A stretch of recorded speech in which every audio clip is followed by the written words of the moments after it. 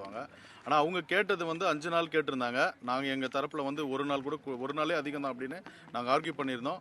இருந்தாலும் வந்து நீதிபதி என்ன சொன்னாங்கன்னா, விசாரணையிலையும் தைரியமாக நீங்கள் சொல்லுங்கள், உங்களுக்கு தெரிஞ்ச உண்மையை நீங்கள் தைரியமாக சொல்லுங்கள், உங்களுக்கு எந்த ஒரு பாதிப்பும் வராதுன்னு நீதிபதியை ஓப்பன் கோர்ட்லேயே சொல்லியிருக்காங்க.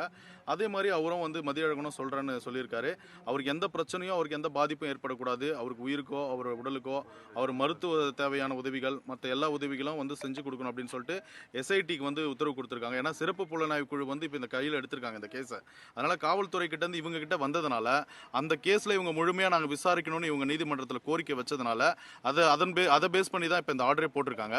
ஆனால் நாங்கள் பெரிய அப்ஜெக்ஷன் ஒன்று மட்டும் நாங்கள் தெரிவித்தோம்.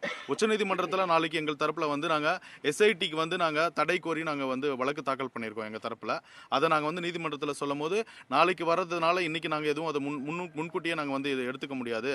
அதனால நாங்கள் 2 நாள் மட்டும் நாங்கள் வந்து இதுக்கு பர்மிஷன் கொடுக்குறோம் விசாரணைக்கு.